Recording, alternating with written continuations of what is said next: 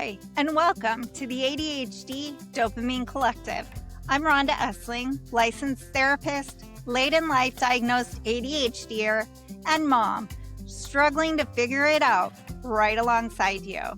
This is a space for women who get it, the struggles, the wins, and everything in between.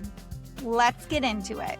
You remember signing your kid up for the Park District T-ball team, $20, a t-shirt that's about the same color as the other kids, parent coaches, and a chill Saturday morning every week. Now think about this season of youth sports.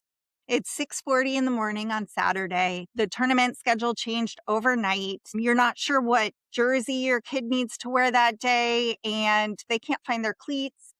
Trying to get protein in them, filling up water bottles, and also problem solving what everybody's going to eat for the day. If this feels different, it is. It's the same sport your mom signed you up for, but it's different. And the demands on your nervous system and executive functioning are vastly different than generations before us, especially for neurodivergent women.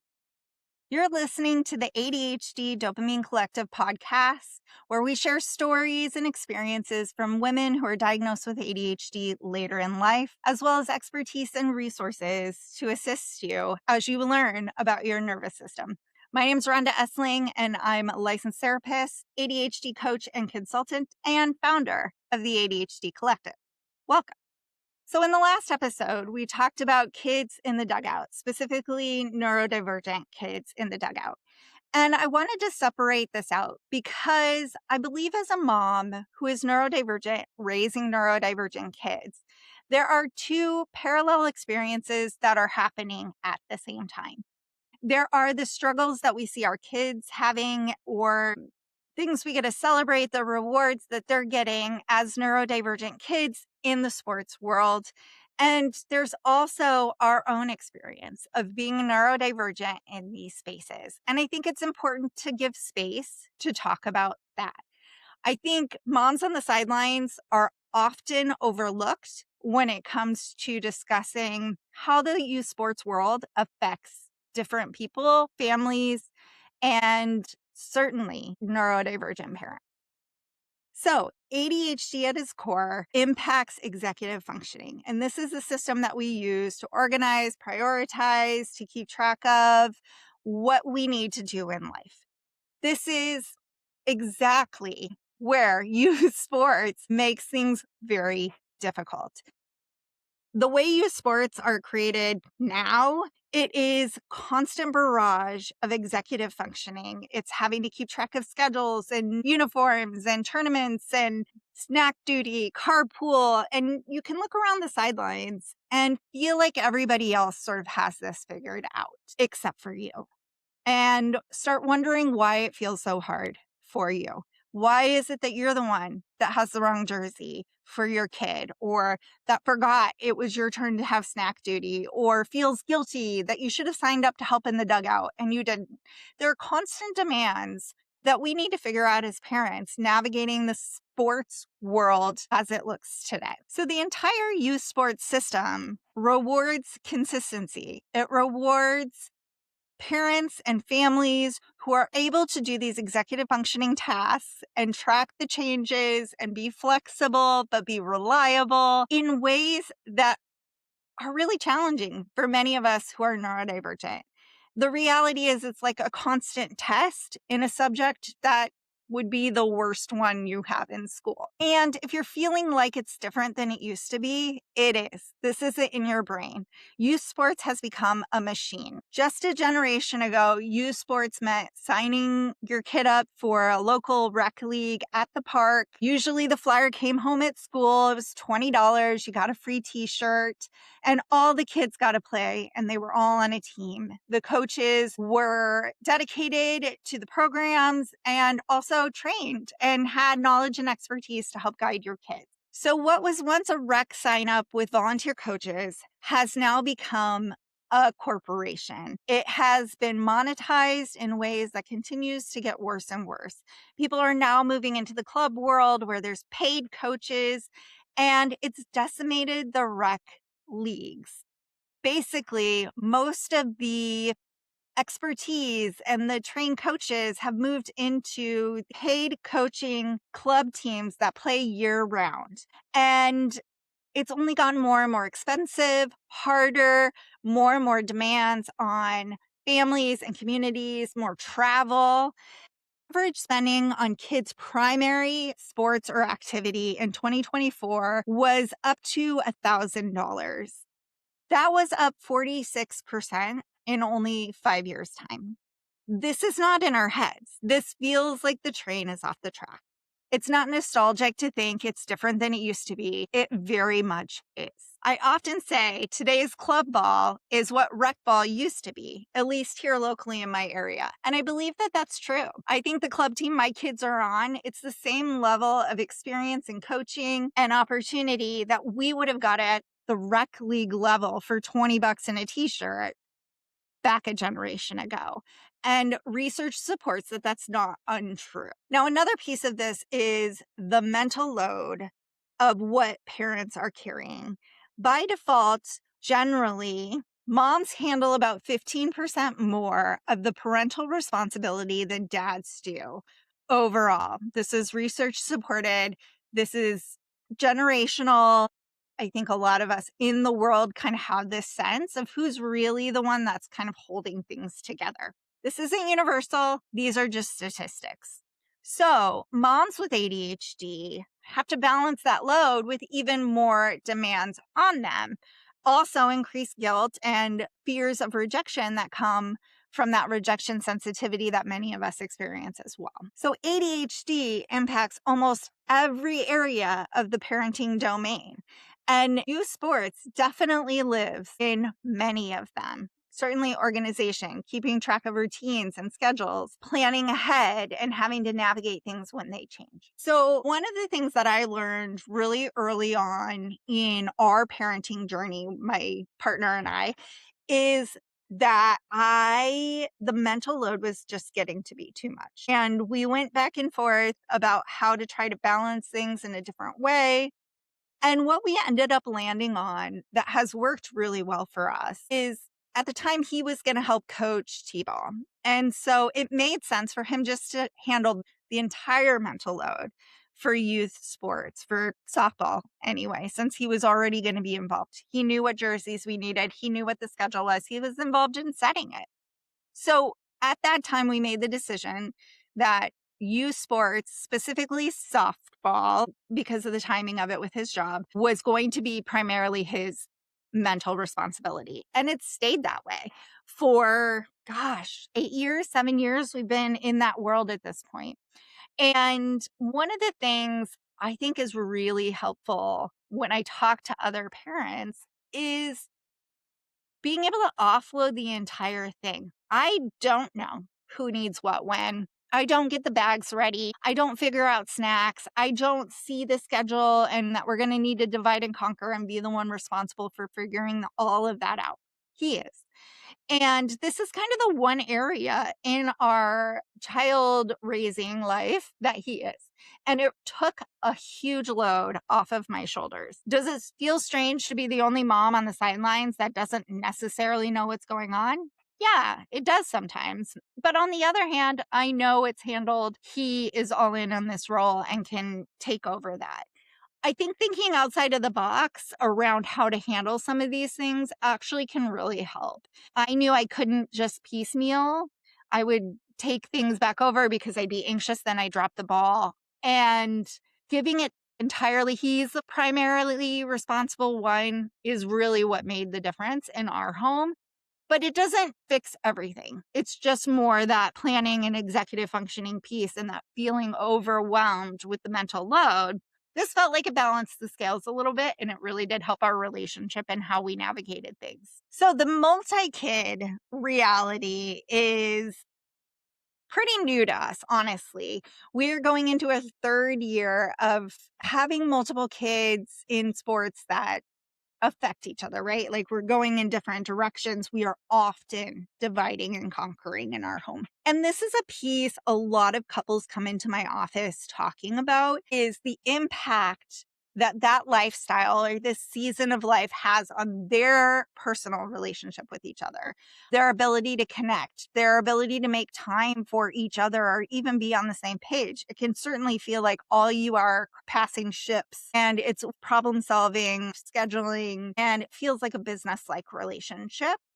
And also, it's hard being around other parents where like both parents are hanging out on the sideline and you're alone because the other one's someplace else, right? It's also hard to be around that and see in, firsthand the impact that it has on our ability to connect or spend time together. So, for a neurodivergent mom, this divide and conquer technique can also impact our co-regulation. We don't necessarily have our partner to lean on to co-regulate in different situations, which I'm sure if you've navigated the sports world at all with your kids, these situations just happen on the sidelines. And the demands can be really dysregulating as well as a neurodivergent mom.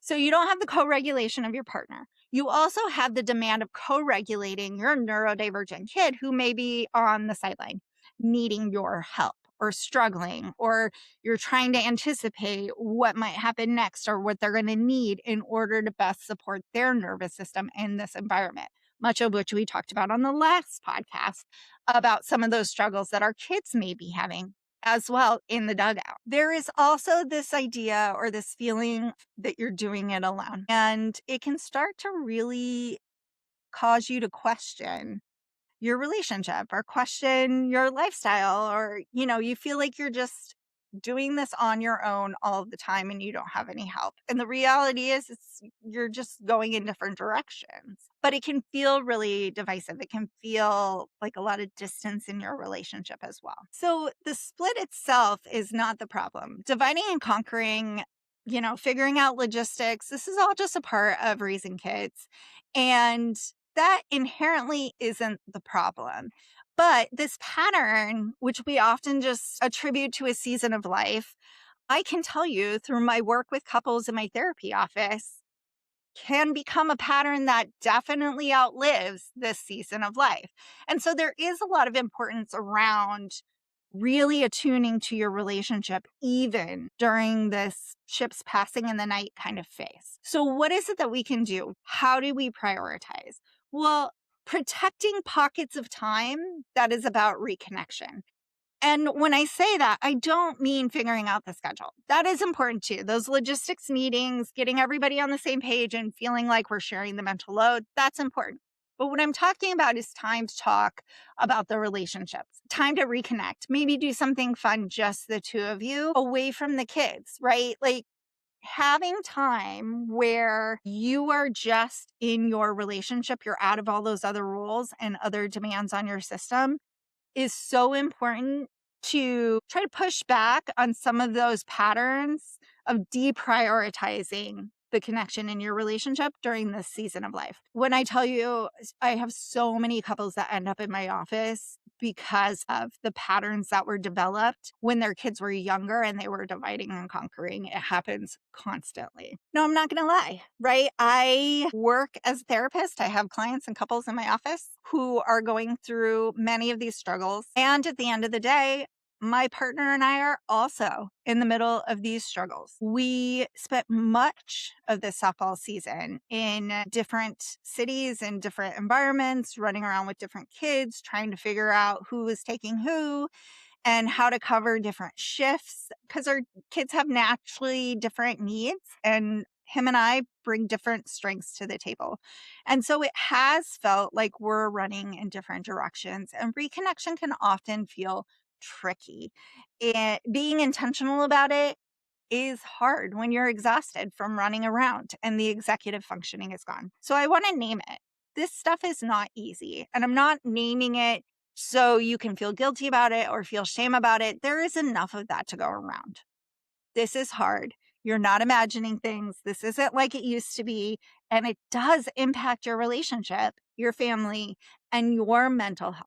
Another piece of this youth sports world that can be particularly impactful for neurodivergent moms is the social side of things. It's navigating the different parental groups, cliques, comparing yourself to other people, comparing decisions that you make or what teams you're going to go with or try out for or what bet your kid has or lessons they're taking. It feels like it's a constant game of comparison and there's no winning, right? There's no doing it well or doing it right. And it can be really hard to stay focused on your priorities as a parent when you're comparing yourself to other people. And oftentimes, women who are diagnosed later in life carry a lot of shame and self blame and negative self talk. It is so easy to question ourselves when you've lived your entire life knowing that something wasn't quite right and having to learn to mask, right? We are so attuned to masking in different environments that in and of itself is exhausting. And we're carrying that into this environment as well, sitting on the sideline. I often question myself and the impact I have on my kiddos' experience of youth sports. And it is such a hard one to navigate. It feels like there are ramifications for being able to navigate social situations in different ways, being able just to go along with certain things or be laid back or on top of stuff. And the guilt is easy. It's easy. It's right there for the taking, right? And I think most moms struggle with some aspect of that, but certainly women with ADHD with a history of messages and beliefs about themselves are very susceptible to feelings of guilt and shame related to youth sports and how we navigate, handle, or drop the ball on different aspects of it. Socially is a big one. So, if you add this to some of the decisions that we as parents of neurodivergent kids have to make, it can be so exhausting. In addition to the demand on our executive functioning that often is beyond our capacity, we also have to make really difficult decisions about how to handle situations when our kids are starting to feel burnout, right? If I have a neurodivergent kid and they are really struggling and honestly need a night off, how do I make the call whether or not it's okay for them to miss a league game as a pitcher or stay home from practice? When we've been raised with this idea that if it's on the calendar, it is an expectation. We know better rationally, but internalized shame and guilt and fear about advocating for our own needs can often get in the way of us advocating for what our kids need as well. This has been a really tricky one for myself and my husband, where I can tell when my kid is nearing this stage of burnout where I'm going to have to expend a lot of energy with emotional regulation and helping them reset. I also don't want them to hate sports, right? Physically, it's a really good outlet for them. And if they get pushed too far, they will just stop because it's too much. And I understand that feeling. And I don't disagree with their need to protect themselves and take care of themselves. I also know that their needs are going to be different than other kids' needs. And their executive functioning, their emotional regulation, outside social impacts can make it really challenging for them to operate at the same level consistently all the time as some of the other kids on their team. So, how do we make those decisions when we're also filled with guilt and shame about what kind of parent we're being, right? Do I need to push my kid through and encourage them to be uncomfortable, to push through a difficult moment? And when is it okay to say, you know what? No, this is too much because it gets to be way too much. And it's okay to take a night off. As your parent, I'm going to make that decision because I know you're on a team where your coach is going to do more and more and more and more, try to get you more opportunities. They're not attuned to my child. And if it is too much, it's my job as their parent to make moves and decisions that protect them, their mental health, and their well being, and also the future of their experience with youth sports. Again, I was burnt out from youth sports by the time I was in middle school, and I don't want that to happen to my kids. So, teaching them to really listen to their own nervous system and their body is an important piece of this too. But that inner critic, this is a tough one. Is it okay? Is it okay to let them skip? Has anyone asked themselves that question? I feel like I ask myself that question all the time. Is it okay for me to give them permission? And again, this comes from a lifetime of masking, a lifetime of trying to navigate outside expectations, even if they weren't in line with my own needs, right? And now we're trying to teach our kids to do it differently. But at the same time, it comes up for me. Is this okay? I have a lot of self-doubt about if I'm making the right choice, if it's appropriate, if it's not appropriate. When should I step in? When should I step back and let it go? This can be like a tightrope to walk with your kid and know how to navigate that. And it's even harder if you and your partner have different ideas of where those lines and boundaries are. And navigating that together, especially if you're in a season where you're hardly talking because you're passing ships, can feel really difficult to do as well. So the mainstream script around a lot of these things don't help either, right? There's all of these messages about grit, about commitment, about powering through, pushing yourself to the limit, giving it all you have. And that doesn't help when it comes to giving yourself permission to give your kid permission to take care of themselves first. Especially with these neurodivergent kids, they will go until they can no more. And we know that. We know personally what that feels like. We can see it in our kids as well. So we know it's actually harmful for them to go and go and go until they can't go anymore.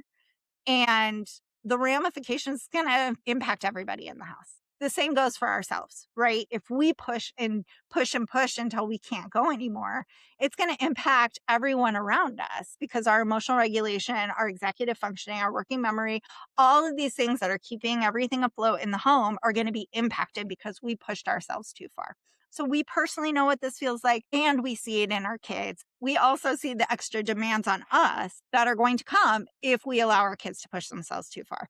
This is a complicated thing. And when your executive functioning already feels tapped and the negative self-talk and shame are coming forward, it can feel impossible to navigate and lead to a lot of shutdown as well. So what do I recommend? Well, this is easier said than done, especially if you have different voices in your home with different ideas about how to handle situations. But the reality is, at some point, you have to kind of come up with how you're going to handle these situations. It's best to do this when you're not in the moment. So a calm setting outside of a decision-making moment when everybody in the family can kind of get on the same page around what the expectation is going to be, whether that is so many times a season, right? That we're going to allow you to take the night off. So make sure you really need it. Or it's reevaluating what settings your kiddo is in, right? If something feels like too much, can you advocate for it to be less? Can they go on a team that has less demands or commitment? Or do you need to reevaluate what program they're in or what activities and sports they're doing in order to align up with what their actual interests right now are? It's okay. It's all okay. And these decisions are easier made not in the moment. So coming up with an idea, having a discussion, and everybody getting on the same page about how we want to handle these situations is going to be an important piece. So you're not just off the cuff in the moment trying to make decisions. Now, I'm going to be real. Even as a therapist who sits in my office and challenges negative self-talk every day, this is something I still really struggle with. I don't know where the line is. I don't know what the answer is. I almost know too much, right? I know neurodivergent kids and what their mental health can start to look like in middle school and high school. And I think that often underlies decisions that I make in regards to teaching them to care for themselves, prioritize themselves, and accommodate their needs. I also really struggle with feeling like teaching tenacity and resilience is an important piece for neurodivergent kids as well, because they're going to be facing struggles. So there's no right answer here. And I also question myself constantly. All I know is that the system feels broken. It's too much for almost every kid. And as a parent, our only ability to really change that is to make decisions for our own child. So that's where I land. That's not really an answer. I'm not really giving advice, but I just want to normalize. This is a struggle for most of us. So, what can actually help these moms? What can actually help moms who are neurodivergent trying to navigate the system that feels clearly broken, not made for their systems, their kids' systems, and a little bit of a train that's going off the rails right now? Well, we can take care of ourselves in ways that we would take care of ourselves in other situations. Again, easier said than done. Externalizing the executive functioning. So, this means shared calendars. This means making multiple people in charge of different aspects of youth sports. My husband and I are both always on all of the apps, on all of the emails, on all of the messages, chats, whatever it might be, so that there are two eyes on the situation. We also have shared calendars. Everything goes on the shared calendar. Externalizing as much as we can to navigate all of this. It also helps when we get into sort of a routine, and some of this can feel automated, which doesn't happen at the beginning of the season. So, really acknowledging that it's harder at the beginning of the season as you're trying to find that groove than it is later on. I also have learned to opt out of certain things. I would go above and beyond to help in ways that were helpful, but were not helpful for me. I love being a dugout parent and getting to know all of the kids.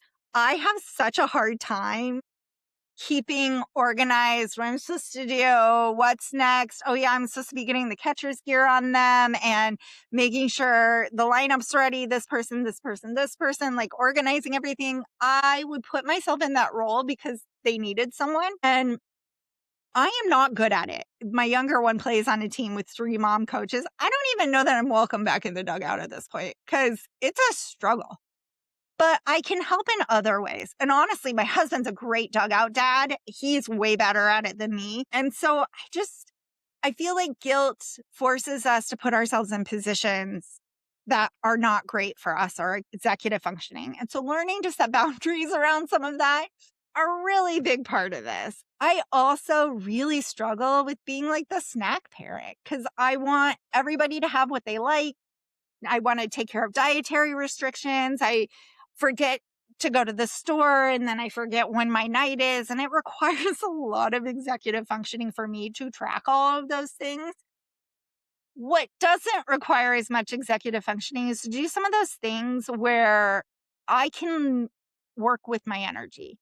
So, one of my favorite parts that I can do that helps, that feels like it's contributing to the team, is taking photos. And I've set this up for myself so it doesn't feel like a huge demand. I try to do a couple games or tournaments every season for each of my kids. And that way, I don't have to be there every single time. I don't have to have the consistency. I can go with whoever needs to go with who when we're dividing and conquering, and I can work with my energy. Is it a nice day? Do I have the energy to carry my big camera along and take those pictures and be moving around and up and at them and more social because people are going to be talking to me because I've got the good camera out? So I can read my own energy and help in a way that makes sense for me. And it's different for everyone. Contributing in ways that actually work for you, your nervous system, and are not just rooted in what the expectation is. That's a game changer too around a lot of this. And if it starts to feel like too much and over the top, it probably is. And it's okay to say no. Next is deciding what actually matters instead of what feels performative in the bleachers.